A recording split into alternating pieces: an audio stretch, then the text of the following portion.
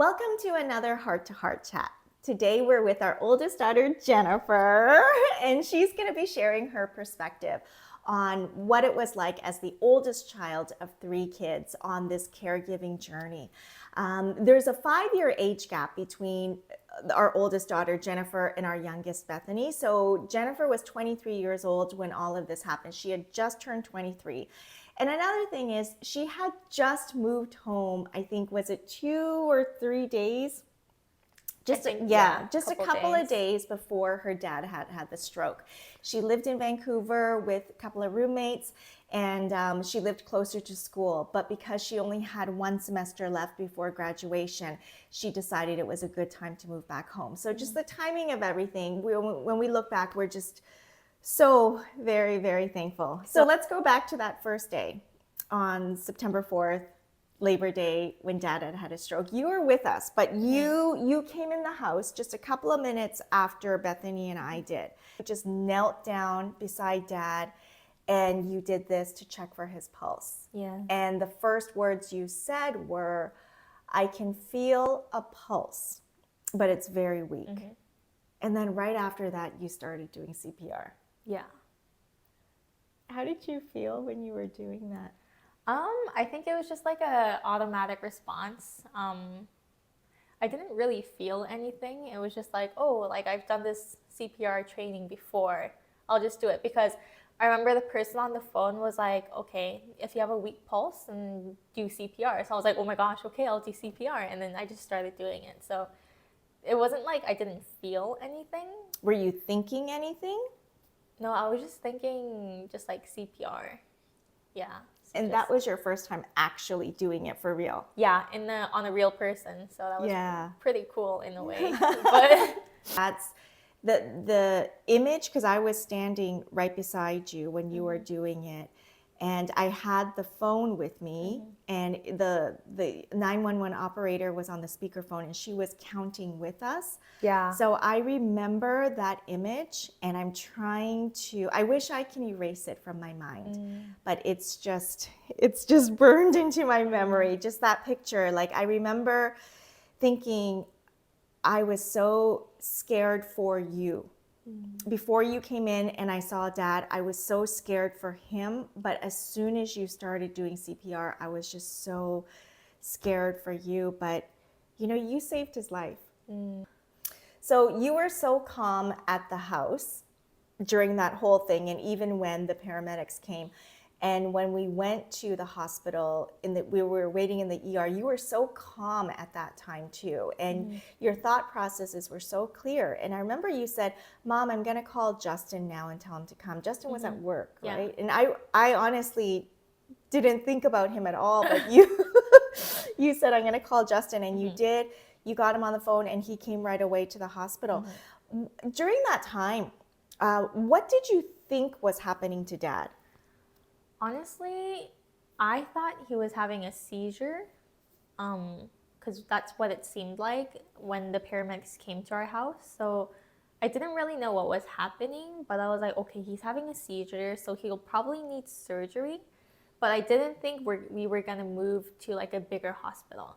We started off at Laney Memorial, and then that's where we were for, I think, a couple hours. And then I thought it would just like kind of end there. And then if we get surgery, we get surgery there. And then like maybe a couple more days, and then we'll just all go back to our normal lives. So that's what I was kind of thinking. That's why I was like, okay, like the next thing I should do is gather the whole family together, because we weren't all together. And then, just to call Justin.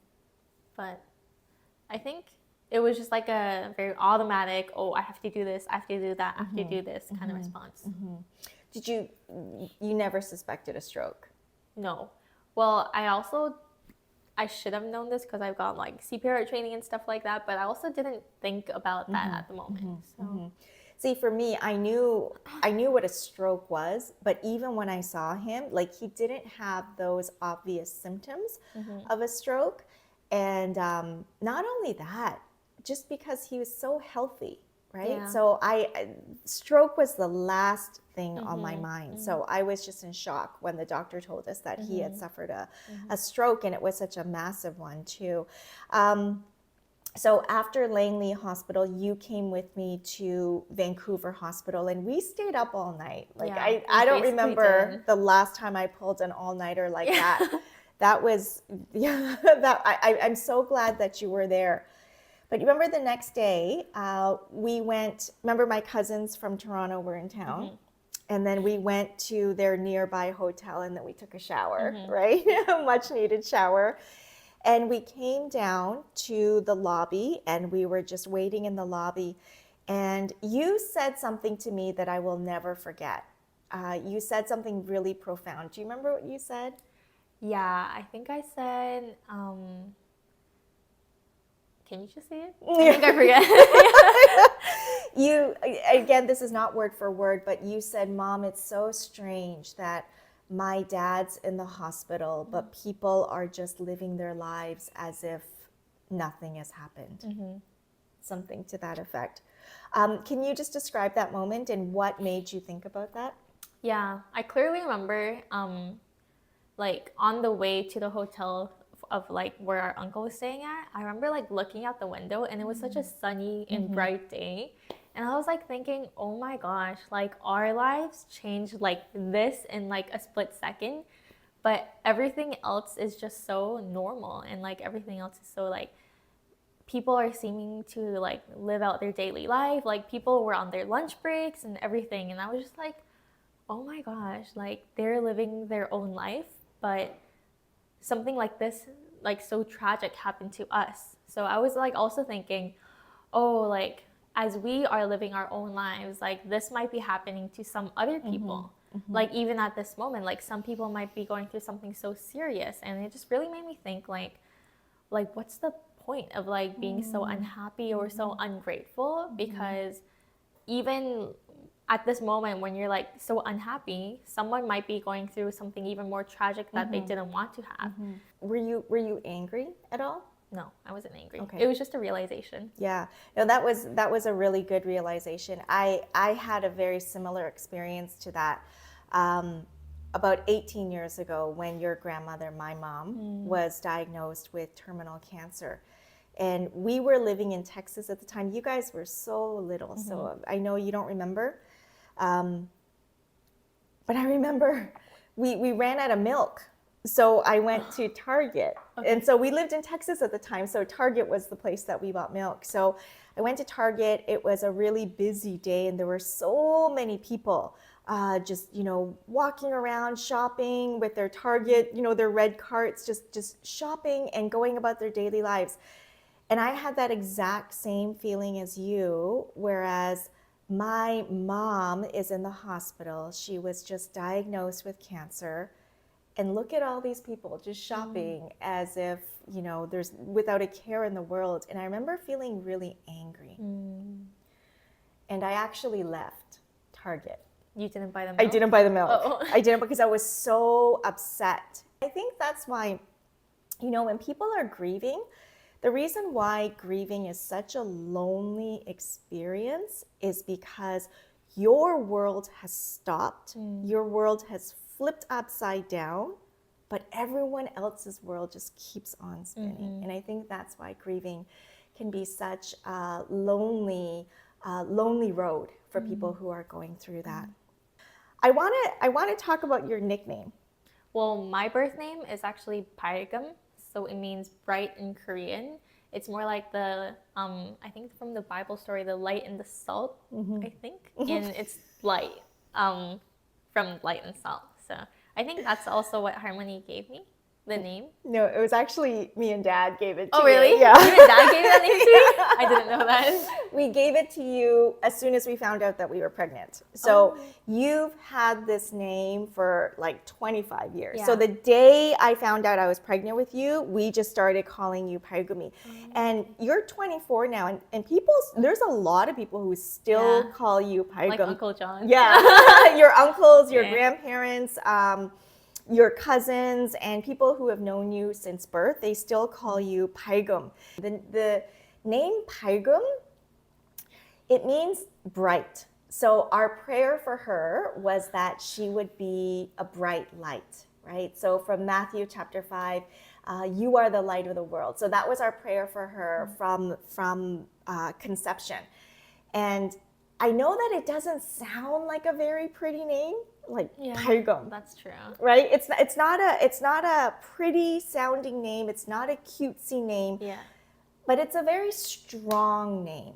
It's a very strong and bold name, which describes your character, which is what you are. You are very strong and you are very bold. So I think it's very fitting. And watching you in the hospital, we were at 3 different hospitals, but in every place that we were at, Jennifer made a point to reach out to the other patients who were there who didn't have any visitors, and they were just there completely by themselves. But can you just talk about that a little bit, because it's really like you were there and you had so much on your plate just taking care of Dad. But for you to see outside of our situation and to see the other people, and not only to see them, but to go out and reach out to them and sit beside their bed and talk to them and visit with them. Like that's just unbelievable that you did that. But can you just describe what you were thinking or feeling at that time? Right across Dad's room, there was this one man. Like, he had no visitors, because me and Mom were basically there every single day. And like most of the day we were there, and then he had no visitors during visiting hours. And then I think, he just seemed very lonely and very bored. And he was this old man. So I remember like really looking at him, and I was like, oh, I really felt for him. Like, oh, like this is such a tough situation to be in the ICU, and like you never know, like people around you are like coming and going, like the patients and like the workers, they're just coming and going, doing their own life, but you're just sitting there like not doing anything really, and just kind of waiting for the day to end. So I kind of really felt for him, and I was like, maybe I should talk to him. Maybe I should, I don't know, I just kind of felt the heart to just really talk to him. And then that's what I felt with another lady in Langley Memorial Hospital. I remember she was also very alone too, and I think she only had like 1 visitor for a very short amount of time, but just really talking to her, I felt like it really brightened up their day. Maybe just having someone to talk to, that's just what I felt like. But it also really brightened up my day, because I just got to like know someone else who's also going through a hard time. So yeah. One thing about the lady, the senior lady that Jennifer befriended at the Langley Hospital, when they discharged us from Langley and they sent us to Laurel Place, we had just very, very little notice. I think I had about an hour just to get ready. And Jennifer and Justin were at home at the time. They had an online class, so they were at home. And then I texted the kids and I said, we're moving to Laurel Place today. And Jennifer said, then pick me up on the way. And I want to go to Laurel Place too. So I said, okay. So the hospital took Joshua directly to Laurel Place, and I packed up everything. And I remember saying to your dad, I'll be right behind you. I'll be there in an hour. I'm going to go home, pick up Jen, and then I'll meet you at Laurel Place. I'll be there in 1 hour. And I don't know how much he understood. And we were going to leave right away, but then Justin said, my online class is going to be done in 20 minutes. Can you just wait? And then I want to go with you. And so of course we waited. And as we were waiting, Jennifer had asked me about the friend that she had made. She was in the same room as Joshua. And she was an older lady, maybe in her 80s, but she had some really strict dietary restrictions. So she couldn't eat a lot of the food. And the food that was given to her at the hospital, she just stopped eating it altogether because she just didn't like it anymore. And I remember when I was packing up and she heard that we were leaving, she said, "Are you leaving now?" And I said, "Yes, we are. I noticed that you didn't eat your lunch. Is everything okay?" And she said, I don't want to eat this food anymore. And then I said, "Can I go down to the cafeteria and bring you something else to eat?" And she said, "No, dear, don't worry about me. My friend is going to come around noon. You just take care of your husband and go to the other place." And I said, okay. And then I just started packing. And then as I was leaving, I noticed that her friend didn't come yet. It's, it was like way past noon. It was way past noon. And I said, are you sure your friend is coming? And she said, yes. And I said, I can still go down to the cafeteria and buy you something else to eat. Can I do that for you? And she insisted, no, just go. So I came home and I told that story to Jen. Oh, but she said, it doesn't matter. We need to go and buy her some food. So as soon as Justin was finished his class, we went all the way back to Langley Hospital. We picked up some food for her, and then we took it to her. The kids went in to say goodbye to her, and then we went all the way back to Surrey. So by the time we got to Laurel Place, I think about 3 hours had passed. I remember from that time so after we dropped it off to her, the lady was very happy. She was like so thankful, and like she was like, wow, like God bless you, like this is very like nice of you guys, because I think it was just me and Justin who delivered it to her. And then after we got into the car, I remember you saying like, wow, it feels really nice to finally be able to like give back, or like give it like forward. Yeah. Is that the term? Yeah. I think because up to that point, we had been receiving so much, and we haven't given to anyone. We were at that stage where we were just receiving with so much, such thankful hearts. But for us to do that one little thing and to prepare, or not prepare, but we bought a meal for her, it just felt so good to finally look at other people outside of our immediate situation, outside of our own problems, and just do something small for someone else. Like that felt really good. It was worth the drive to go all the way there and then 3 hours later. But yeah, I remember that. And then even at Laurel Place, there is this man who was alone, but he had a family, but I think they must have been really busy because they weren't around very much. And when we were like, playing games with my husband or doing puzzles or doing things with him, Jennifer would always invite that man to come and play with us. I don't think he ever did. He was always like, it's okay. Yeah. So he never joined us to play with us.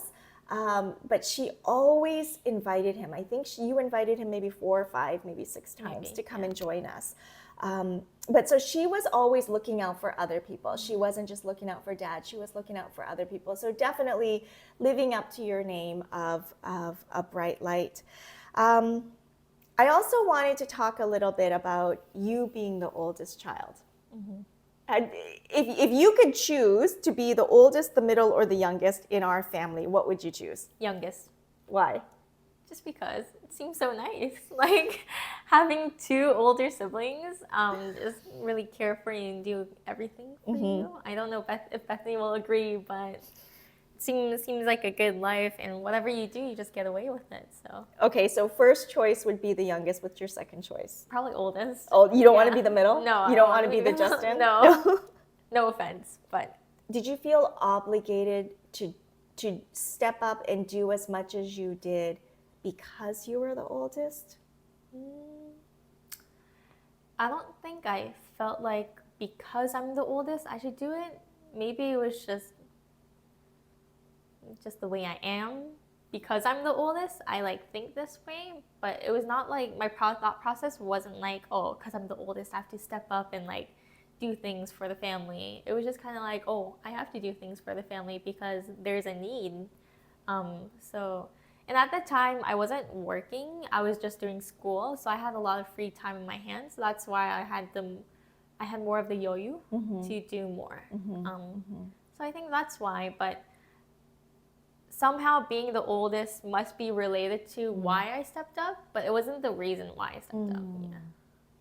So if I were to just even talk about everything that you had done for Dad and for me and for the family, not just that first month, but this entire year, like we would be sitting here for hours and I would need multiple videos. Like I would need a different playlist to talk about what you did. You would be blown away. You would be blown away at everything that she had done. But there were so many things. And I remember all of them. I really do. But there were 3 in particular, and they might sound like little things, but to me, they were very significant. So one thing that you did made me really proud. There was another thing that you did that made me so sad. And then there was another thing that you did that really humbled me. Okay, so I'm going to talk about those things. You might remember, you might not, because you did so much. And these were just, again, very little things. So the second day, or the first day that we came home, and I remember one of the first things that Jennifer did was she made a chore chart, like a chore chart. Do you remember that? I remember and that. she even typed it up. She went into Excel, Yeah. and then she made a chart of the things that we needed to do. I think one was laundry, clean the washrooms, take out the trash, and things like that. So she created this chore chart, and she made her younger siblings sign up for the chore that they were going to do. And then she stuck it on the cabinet, and she told them, you all need to sign up for 2 chores on this list, and you all have to do it. So when I saw you just jumping in and taking charge and just having that leadership and organization, I was so proud. Right after you made that chore chart, you got a little Post-it and you wrote a to-do list. Oh, Do you remember that? No. And you were working on a to-do list, and then you went upstairs, and as I walked by, I saw the to-do list. And the very first thing you put on that to-do list was buy groceries. Oh, really? You don't remember that? I don't remember that. I saw that, and I just started crying, because like, that's not your job. That's not your to-do list. Like, that's my to-do list. That's something that I should have done before, so that that's not even an issue. Like, that made me really sad when I saw that. Another thing that you did, and we actually have a video clip of it, and we're gonna show it right here. I don't even think you've seen this video, because I don't even think you knew that I was taking this video. But what was it about? we're gonna show it first, and then we can talk about it. Okay. Money, bagus yan. So you can become good ganibs. Oops. That was 6 o'clock in the morning. It was? It was 6 o'clock. So it was crazy. So our day started at 5:30. We woke up at 5:30, got ready, packed our lunches for the day, and we left at 6 in the morning to get to Vancouver Hospital first thing in the morning to beat traffic. And from there, from Vancouver Hospital, because school was in session, Jennifer would go up and spend some time with her dad. And then from there, she would take the bus to school, do her classes, and then come back and spend some more time with her dad, and then come back in the evening. But that video that I took, she didn't even know I was taking it. It was at like 6 o'clock in the morning. And those are, like, it's ganip, which is like a Korean vegetable. It's like perilla leaves. So it's a lot of Korean people eat it, and we enjoy eating it. Yeah. But those are actually Joshua's vegetables, and he was so proud of those plants, and he just took care of them so well. And he would always talk to them as he's watering them and just nurturing them. And as we were leaving, Jennifer said, "Oh my goodness, we should water the plants. We have to water the plants and take care of these for Dad." And so the reason I took a video was so that I can show it to Joshua at the hospital. And when I did, he was so happy knowing that. But why did that make me sad? I guess I should have been proud. I should have been thankful, but it made me so sad because this girl already had so much on her plate, and she was doing way too much.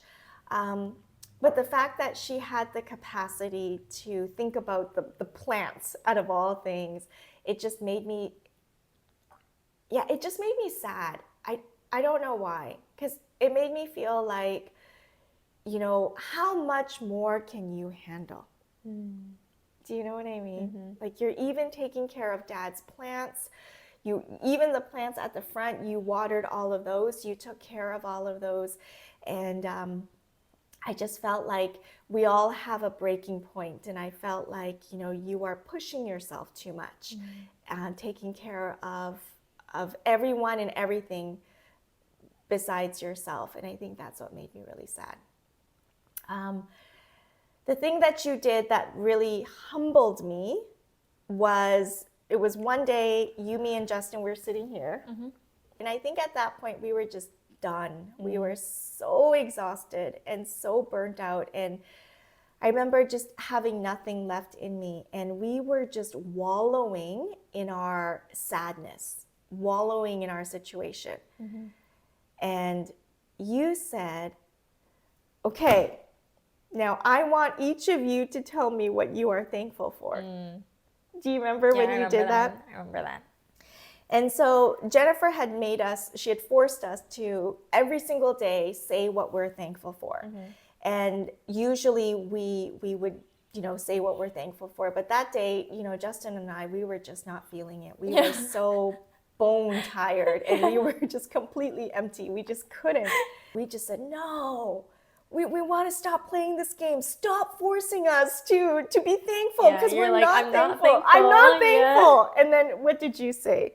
I don't know. I forget. Well, you got really mad. I did? Yeah. Oh, and then you started yelling, stop complaining and tell me what you're thankful for. And then Justin and I, we got scared, right? We got scared. And then I just said, I got free parking at the hospital today.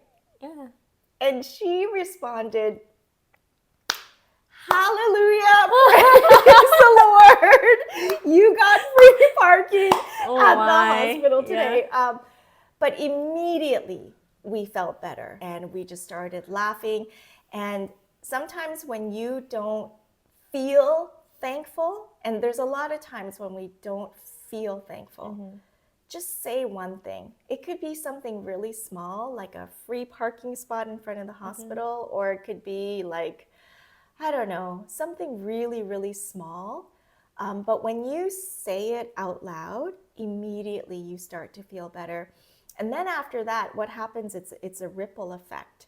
And then I remember right after I said that, Justin said something. Oh, well, you know, this happened. And then we started cheering him on. And then I thought of another thing that I was thankful for. And then you thought of something. And then we just spent a few minutes going back and forth about what we were thankful for. So I was so thankful for that experience. But more importantly, I was so humbled by that lesson that you taught us. Do you remember that? Vaguely. I think I remember saying, okay, we have to talk about what we're thankful for, because I don't exactly remember the situation, but thinking back, maybe it was probably so dark that I just couldn't handle it. Like, if it gets too dark to a certain point, like, I'm trying to stay strong here, but like, if people around you are so like down and dark, like, sometimes that's totally fine. But it was like that every single day for us. So at one point, I was just like, okay, we have to like brighten up this mood, because this is gonna be our lives. So we always have to find something that we're thankful for, because like, at the end of the day, like, Dad was alive. So that was like something that's like the most thankful for. And then even like after, you know how like the next day on the car ride, like, I felt like, oh, like, what's the point of being so unhappy of all the things when something so tragic can be happening to someone else right now, like how we experience. Like, I think that probably that mindset just would have like came through, and I was like, okay, we should stop being sad. But it's like really important to also just find something good that happened during that day, to like not go down a rabbit hole kind of thing. See, that's why you're Paigum. Oh, shoot. Yeah, Okay. no, that's who you are. Yeah. Paigum, like that bright light, Paigumi. That's your essence. What is something that you're thankful for? Like right now? Yeah, like right now. Well, we had a really good dinner. Yeah, we had a great tonight. dinner. Really good dinner. Well, yeah, my boyfriend Daniel came over and then he cooked for us, and then just like Bethany couldn't be home, like she wasn't home today, but like all five of us sat around and then we just had some good food, and like we're talking a lot, and then Dad was there too. So that's the most thing I'm most thankful for, I feel like. When I look back on this past year and this time, that this quality time that we spent with you. I'm just so filled with gratitude that you were here and just for all the experiences that we went through together. What message do you have for the oldest child of a family who might be having just a rough, going through a rough patch? What would you say? Well, I guess my message would be that even though like your world stopped and everyone else's world is going on, I feel like someday your world will start moving again. And it will keep on moving and it will only get better, hopefully. Only get better. And yeah, you're not in this alone is what I want to tell them. Very nice. Yeah. Spoken like a true oldest child. Thank you. Very good. All right. Well, thank you so much for listening. Thank you for joining us again for Heart to Heart. And stay tuned. Next week, we have a special guest in our Heart to Heart series. Bye. Bye.